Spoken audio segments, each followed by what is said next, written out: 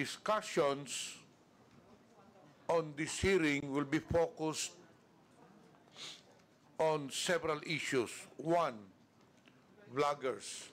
Two, social media platforms, platform policies and enforcement, algorithms and content moderation, fact-checking program, process of taking down posts, advertising and monetization.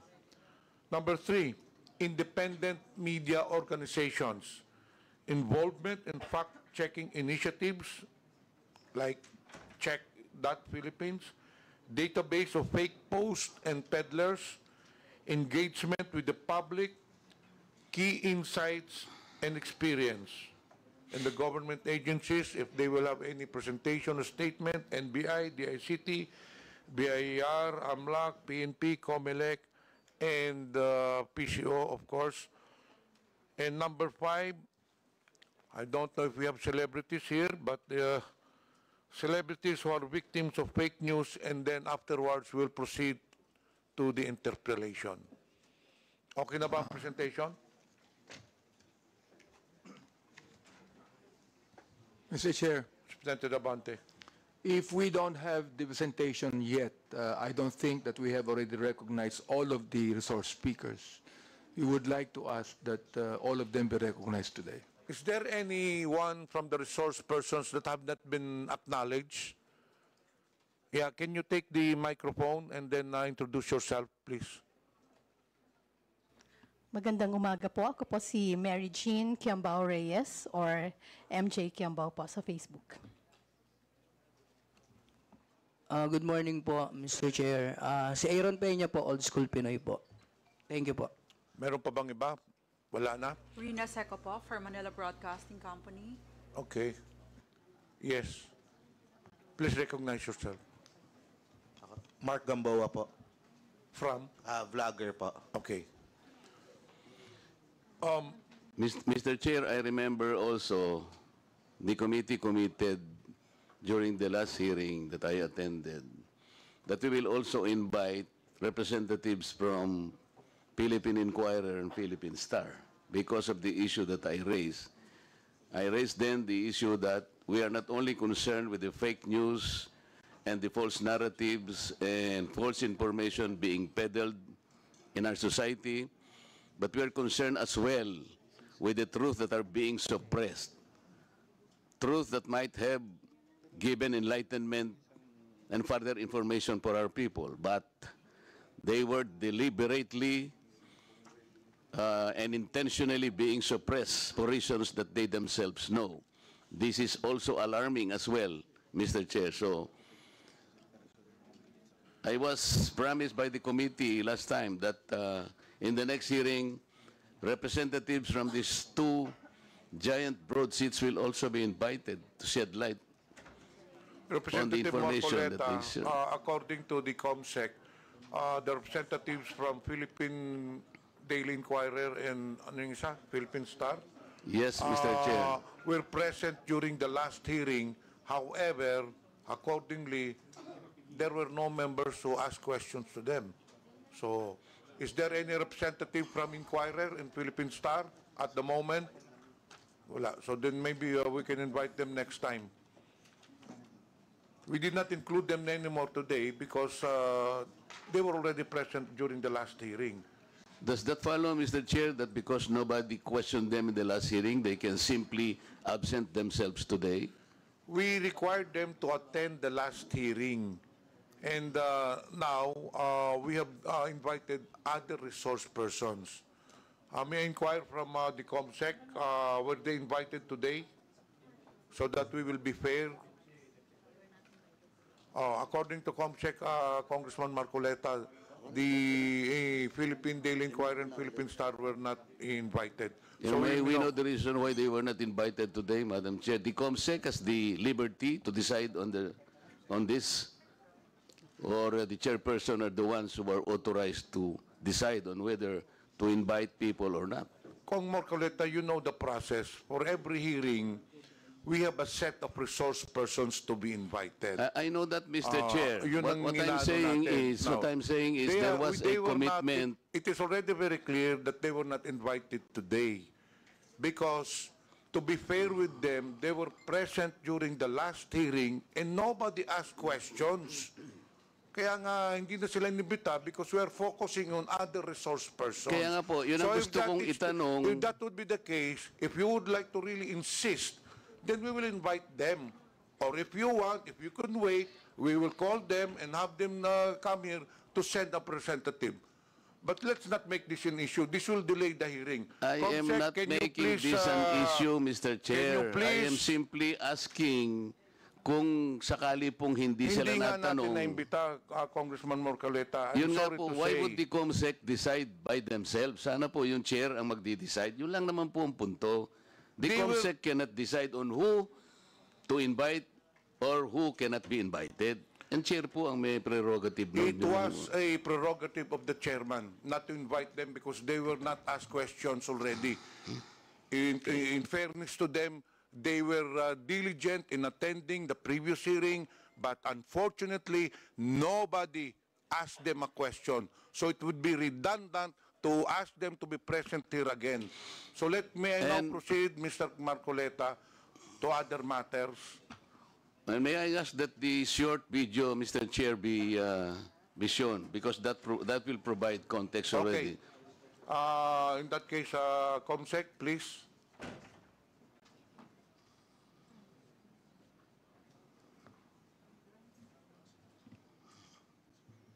ng Iglesia ni Manalo. Iglesia ni Manalo na Diablo na nagsasabing iglesia daw ni Kristo.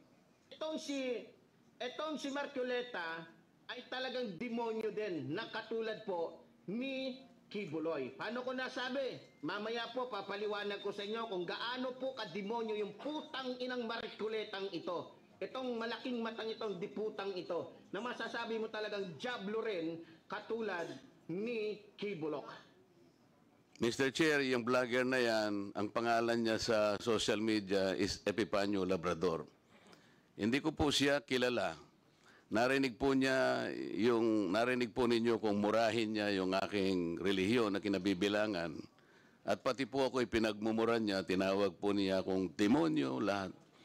Pero hindi po ako kumikibo. Ang sinasabi ko lang, kung tayo'y talaga ay i-address po natin ang mga ganitong klaseng paninira na mga narratives, ay siguro po pati itong mga ganitong klaseng tao ay may patawag din natin. Ako po, kahit na po ano pang sabihin nila, I will just stay as I am.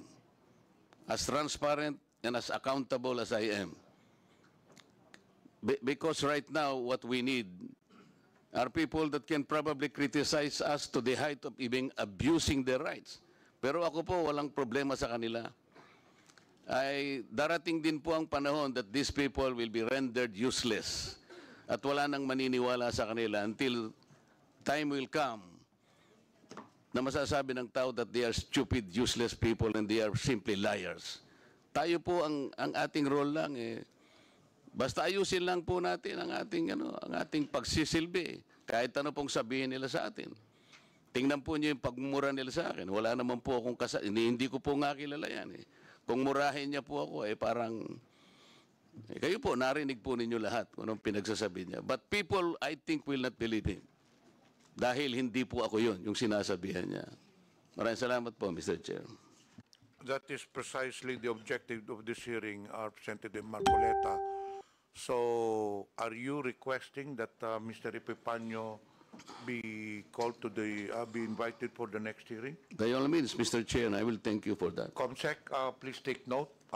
The said person that has been mentioned earlier by Representative Marcoleta will be invited for the next hearing. Before we proceed, may I acknowledge the presence online of Representative Mix Villafuerte, Representative Sandro Gonzales. And finally, can we now present the committee video presentation? Mr. Chair, Yeah. do we have other bloggers that we have today? We would like to know if there are other bloggers present right now. Comsec, can you read again the vloggers present and those who are absent? Your Honors, in attendance for today's meeting, the following vloggers: Ms. Elizabeth Joey Cruz, Ms. Ethel Pineda, Ms. Grisette Laureta Chu. Mr. Chair, if they're here, we'd like them to stand up and acknowledge the recognition. We already did earlier. I just told them to raise the right hands.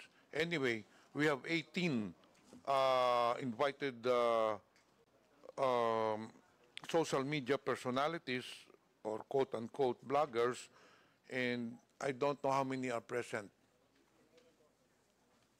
But anyway, we'll now proceed with the. Can you read again the the bloggers present?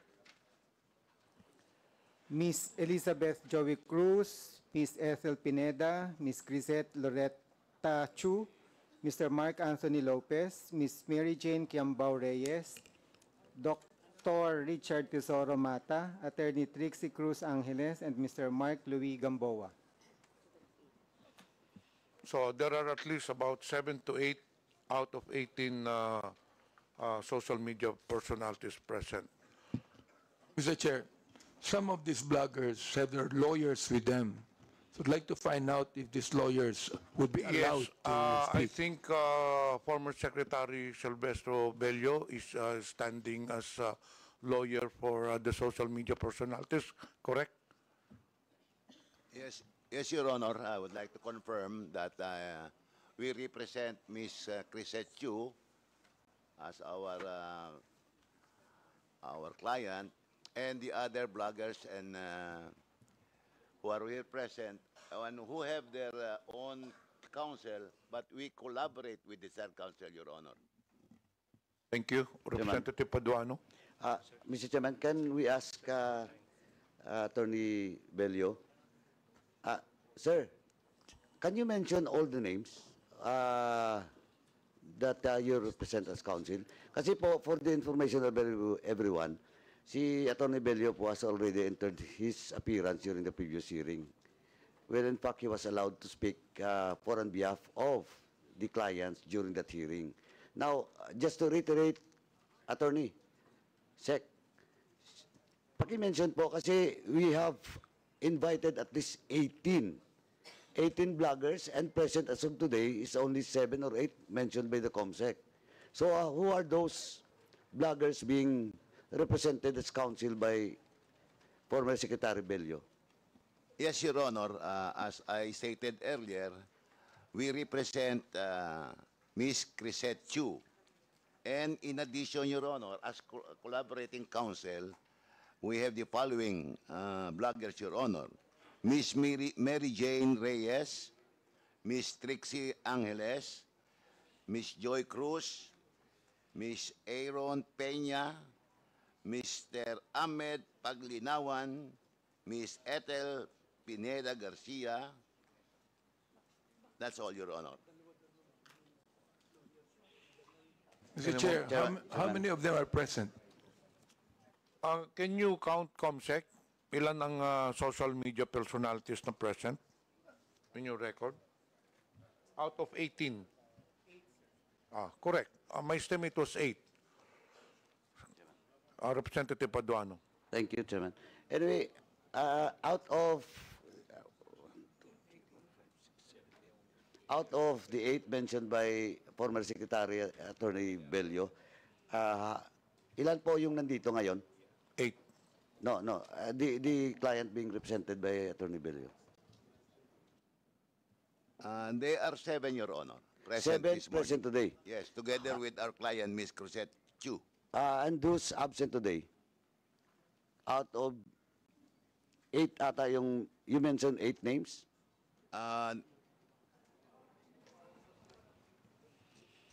In addition to our client on record, Ms. Chu, Your Honor, we are collaborating with the counsel, with their counsel, Attorney Gonzales. And they are only 6 present this morning, Your Honor. And who are those absent today? Paki-mention na po yung absent.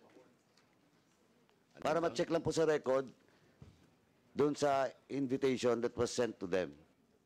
Kung ano pong status nun? We only represent, Your Honor, those, in collaboration, only those who are present this morning, Your Honor. Only those. Yes, Your Honor. So that's, Mr. Chairman, that's on record that they will only represent those present today. Yes, Your Honor, those present today. Only in collaboration with their counsel on record, And, Your and Honor. Sec, hindi ko po ma-remember if the co-counsel of those bloggers have already entered their appearance during the previous hearing. No, no. You don't want- Your Honor, our recollection is only to our counsel, our client on record, Ms. Chu. As to the other bloggers present this morning, we only appear in collaboration with their counsel on record, Your Honor. So all those counsel for those other bloggers present today, nandito ba? Ano ba? Ano? Okay. Ito si Juan. Si Ethel. Now, I mentioned already Dr. Ethel Pineda and MJ Q. Reyes. And also with Attorney Trixie Angeles, Your Honor. And Ahmed Paglinawan, Your Honor. We mentioned that earlier. I understand there are 7 names you mentioned, but what I'm asking is there a co-counsel for these bloggers na nandito ngayon? Wala, Your Honor. You only represent them? Yes, Your Honor. Wala kaming ano. Only those present this morning ang nire-represent namin only in collaboration with the recorded counsel, Your Honor. Okay, thank you, Mr. Chairman. But anyway, Chairman, just for the record, with regards to all those invitees and those also, and those resource persons that was issued a show cause and subpoena, we'll discuss it later, Mr. Chairman, for the status of all those resource person that was issued show cause orders and subpoena. Thank you, Mr. Chairman. Thank you. We'll now proceed to tackle the...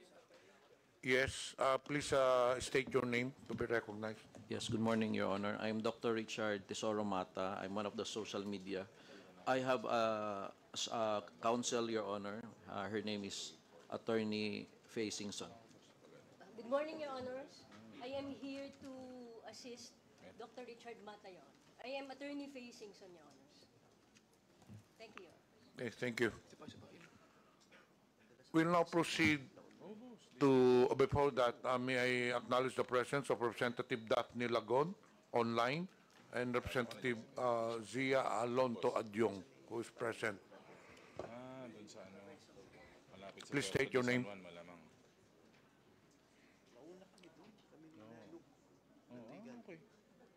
Mr. Chair, I would like to I would like to inform the Honorable Committee the presence of my counsel with me to be put on record. Okay, your counsel, please. Good morning, Mr. Chair. I'm Attorney Mark Anthony and Manuel, counsel for Ms. Elizabeth Joey Cruz. Thank you. Okay, noted. We'll now proceed. The first issue that to tackle is the social Chair? media personality. Representative Pablo Ortega. Sorry. Siguro po, Mr. Chair, maganda po na kunin din yung ginagamit nilang mga pangalan, yung mga vloggers. Kasi may parang account name po sila, saka screen name or aliases to be included po sa record as kasi may attendance po sila as their individual names. Maganda po siguro makuha din po yung account names. Comsec, Thank please you. attend to it para hindi na natin isa-isahin pa. Can you approach the social media personalities? What are the names that they're using in their blog? Are there any statements from the social media personalities? Do you have a leader or a spokesperson? Yes, proceed. I'll give you 2 to 3 minutes for a statement.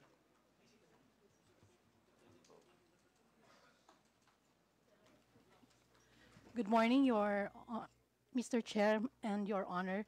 This would be my individual statement. I am appearing before your esteemed committees upon your invitation as a resource person and to give due honor to and respect to our public institutions. Ako po si Mary Jean Kiambao Reyes or MJ Kiambao sa Facebook, co-founder ng isang humanitarian organization.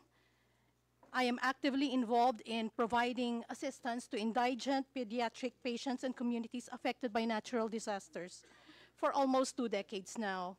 And as such, I'm exposed to the sufferings of many of our countrymen. Dahilan kung bakit ho masidhi ang aking layunin na labanan ang korupsyon na siyang nagdudulot ng masidhing paghihirap. Nauunawaan ko na ako po ay ipinatawag sa hearing na ito bilang isang resource person ukol sa usaping fake news. Dahil sa mga nagkalat na balita ngayon kung saan labis na nadudungisan na ang aking pangalan at nadidikit sa mga salitang fake news purveyor, pogo bloggers, China paid, narco blogger.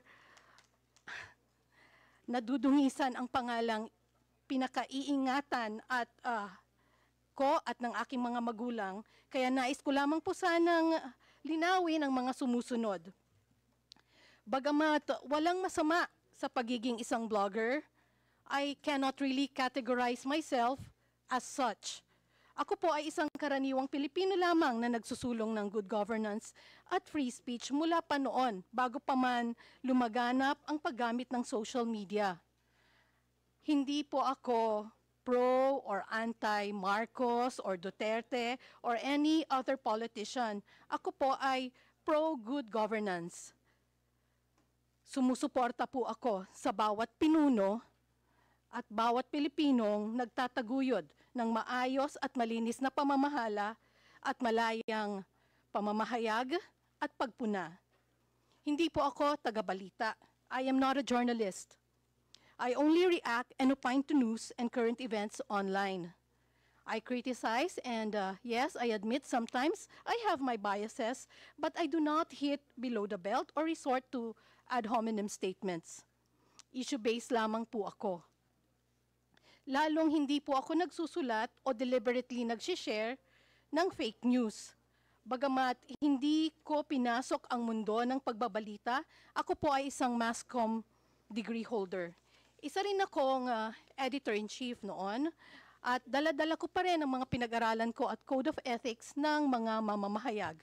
Ang bawat opinion ko at reaksyon sa social media ay base po sa aking katotohanan. Katotohanang ayon sa aking karanasan, pinaniniwalaan, at prinsipyong pinanghahawakan.